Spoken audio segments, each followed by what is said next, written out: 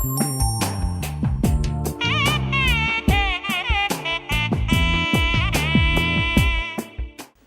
TV நேயர்கள் அனைவருக்கும் திருவண்ணாமலை ஆனந்தாழ்வாரின் இனிய காலை வணக்கம்.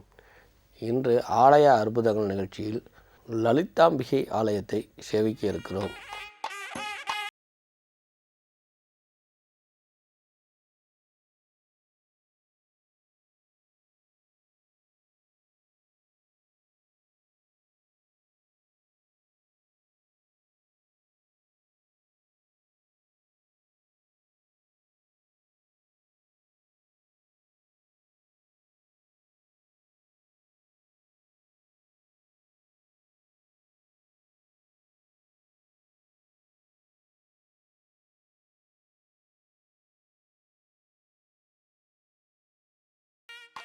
லலிதாம்பிகை நம் ஆலயத்துக்கு செல்வதற்கு முன் இது சிறு விளக்கங்களை தெரிந்து கொள்வோம். வேதங்களுக்கெல்லாம் அதிபதி வேதம் லலிதா சகஸ்நாமம். அதனால்தான் தாயை போல் காப்பவள் தாய் அப்படிங்கிற ஒரு உணர்த்துவது. லலிதா சகஸ்நாமத்தில் ஒவ்வொரு வார்த்தைக்கும் ஒவ்வொரு எழுத்துக்கும் மனிதனை நிவர்த்தி பண்ணக்கூடிய ஒட்டுமொத்த அமைப்பும் இருக்கக்கூடிய லலிதாம்பிகை. இப்படிப்பட்ட இந்த லலிதாம்பிகை மிகவும் வரப்பிரசாதி. இவர் மேலும் இந்த லலிதாம்பிகைக்கு பூர்வ புண்ணிய ஸ்தலம் அப்படின்னு சொல்லக்கூடியது காசி கஷேத்திரம். அதற்கு அடுத்ததாக கொரட்டூர் இருக்கக்கூடிய இந்த லலிதாம்பிகை. இந்த லலிதாம்பிகை கோயில் உருவாவதற்கு முன்னாடியே ஒரு சித்தர்களுடைய அமைப்பினால் இந்த ஆலயம் எழுப்பப்பட்டது. இந்த ஆலயத்தை எழுப்புவதற்கு சித்தர் இருப்பார் என்றால் அங்கு சிவன் இருப்பார் அல்லவா? அந்தப்பட்ட சிவன் இங்கே அம்பாளும், பெரும்பாலும் சிவன் எந்த திசையோ அதுக்கு எதிர் திசையிலே அம்பாள் இருப்பாள். ஆனால் சிவனும் அம்பாளும் தெற்கு திசையை நோக்கி இருப்பது மிக குறைந்த சேத்திரமே. அதில் முதன்மையானது இது. சரி, இந்த சித்தராகப்பட்டவர் காசி மகா சேத்திரத்தில் காக்கை பறக்காது அப்படிங்கிறது நம்ம அறிஞ்ச விஷயம். ஆனால் இங்கே காக்கையே தன்னுடைய பித்ருவனுடைய கர்மாவை மதிக்கணும்.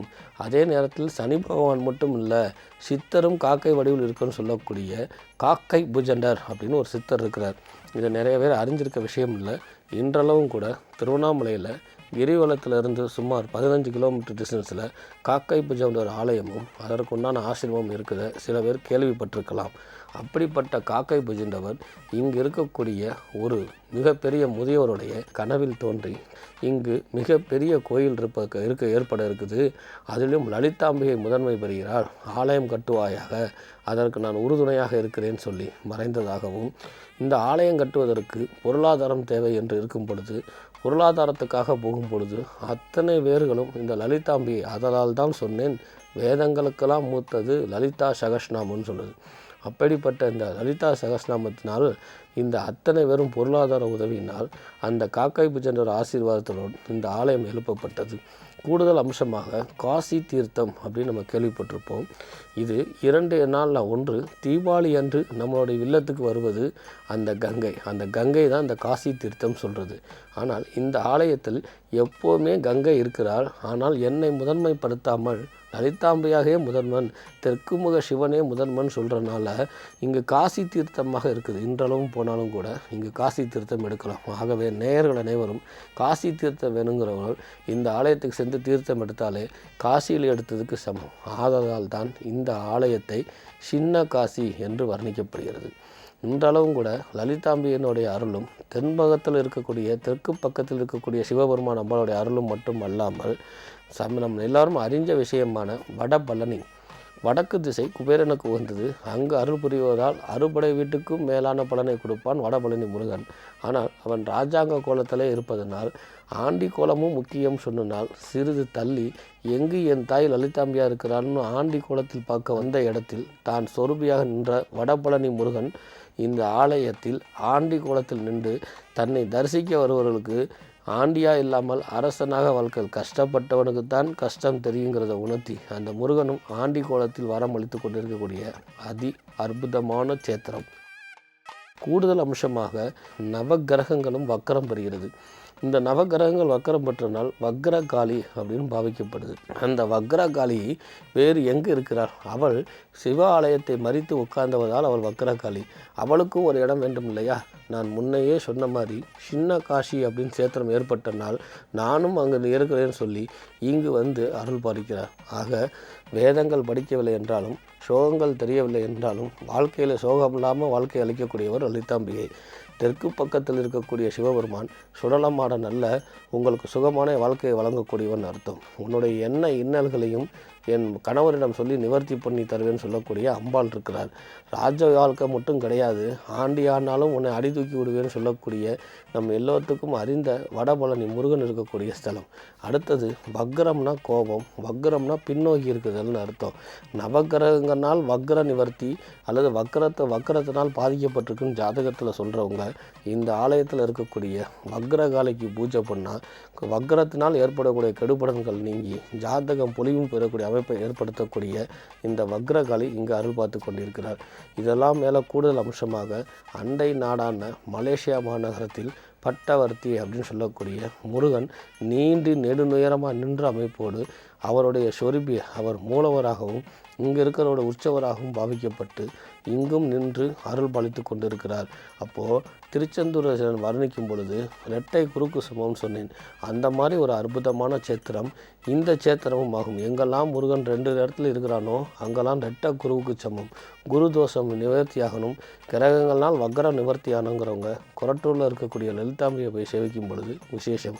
லலிதாம்பி ஆலயத்தில் கூடுதல் அமைப்பு என்னவென்றால் படிப்பு மறதி ஏற்படுது அல்லது நீட் தேர்வில் வெற்றி பெறணும், பேங்க் எக்ஸாம், ரயில்வே எக்ஸாம் இது எழுதும் பொழுது கடினமாக இருக்குது அப்படிங்கிறவங்க இந்த லலிதாம்பிகை கோயிலுக்கு எழுதுகோல் வாங்கி வைத்து பிரார்த்தனை பண்ணும் பொழுது அந்த எழுதுகோலை அவள் மனப்பூர்வமாக ஆதரிக்கிறாள் அப்படிங்கிற ஒரு அற்புதமான விஷயத்தை இந்த ஆலயத்தில் நிவர்த்தி கொண்டிருக்கிறாள். அடுத்து நவகிரகங்கள் எங்கெல்லாம் வக்ரம் பெறுகிறதோ அப்போது நிகழ்காலத்தில் தாக்கம் அதிகமாக இருக்கும். இந்த வக்ரம் 3 மாத காலமாக இருந்தாலும் படாத பாடுபடுத்தும். கிரகம் வக்கரம் அடைஞ்சிருச்சு, வக்கர பயிற்சிக்காக ராசி பலன் பார்க்காம என் வக்கரத்தை நிவர்த்தி செய்யணும்னா செல்லுங்கள், வணங்குங்கள். அருள் பற்றி உங்களுடைய வக்கரத்தை நிவர்த்தி பண்ணக்கூடிய திருவக்கரைக்கு நிகரான அஷ்டபுல காளியாக இருக்கக்கூடிய வரம் அளிக்கிறார். அதுபோக தங்களுடைய இல்லத்திலையும் தங்களுடைய தொழில் ஸ்தாபனத்திலையும் காசி தீர்த்தம் எங்கெல்லாம் இருக்குதோ அங்கெல்லாம் துர்தேவதைகள் வராது, அபங்கம் நடக்காது, லட்சுமி கடாட்சகம் பெருகும். இதற்காக காசி மாநகரம் சென்று எடுக்கவா அப்படின்னு ஒரு குழப்பம் ஏற்படுறவங்க அல்லது போலியான காசி தீர்த்தம் வாங்கி ஏமாறாமல் இருப்பவங்க இந்த ஆலயத்துக்கு சென்று இங்கே இருக்கக்கூடிய காசி தீர்த்தத்தை எடுத்து வைக்கும் பொழுது கங்கையே காசி தீர்த்தம், அவள் அங்கு மட்டும் இல்லை இங்கும் வரம்புரிகிறான் அமைப்பு.